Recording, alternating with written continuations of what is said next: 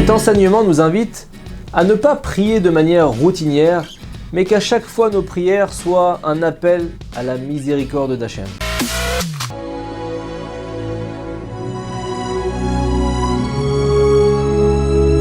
Le Talmud affirme que depuis la destruction du temple, les portes de la prière dans le ciel sont fermées. Quel secret exceptionnel nous donne le Talmud pour que chacune de nos prières atteigne directement et à coup sûr le trône divin. Écoutez bien cette histoire. Après Yom Kippour, beaucoup de gens venaient chez le géant en Torah surnommé le Chosé de Lublin pour leur dévoiler le décret qui avait été scellé dans les cieux pour la nouvelle année pour eux.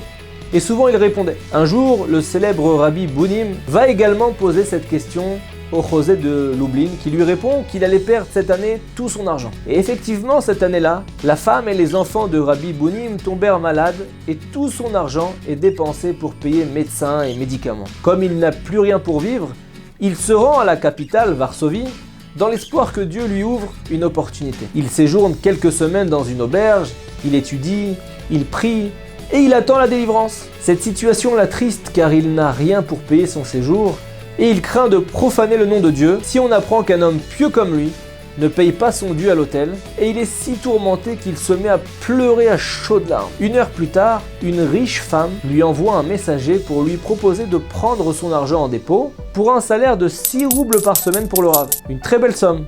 Mais en entendant cette offre, Rabbi Bounim se dit « Si Dieu recommence à m'ouvrir les portes de la réussite, c'est que je suis redevenu le Rabbi Bounim d'autrefois. Donc c'est pas convenable pour moi d'être un employé payé à la semaine. » Et il annonce donc au messager « Je veux être associé avec elle, pas salarié. » Furieuse de la réponse, la femme fortunée ne prend même pas la peine de lui répondre. Mais Rabbi Bounim est certain d'avoir retrouvé sa connexion avec Dieu et poursuit tranquillement son étude de Torah. Quelques jours plus tard, la même femme le cherche et lui annonce qu'elle accepte de l'associer à toutes ses affaires. Elle lui donna aussi de quoi rembourser ses dettes et Rabbi Bounim gagne cette année beaucoup d'argent. Pas comme ce que le Rav Chosé de Lublin lui avait dit.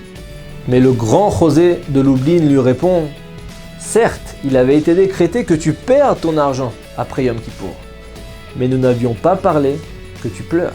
La prière de celui qui verse une larme provient du plus profond de son âme.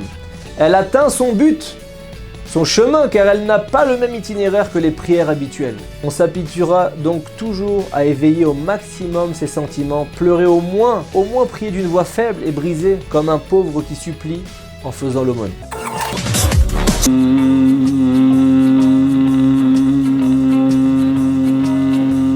Mais tu fais quoi là? Chut. C'est une ségoula que Hachem il accepte mieux nos prières. N'importe quoi le type. Souviens-toi, les portes des larmes ne sont jamais fermées. Bon, la vérité, c'est vrai que c'est ridicule. Ana Eloki, tach lanu asha, ten lanu chaim, al pnei האדמה. Ana Eloki, שלח מן השמיים רוח חדשה לנשמה.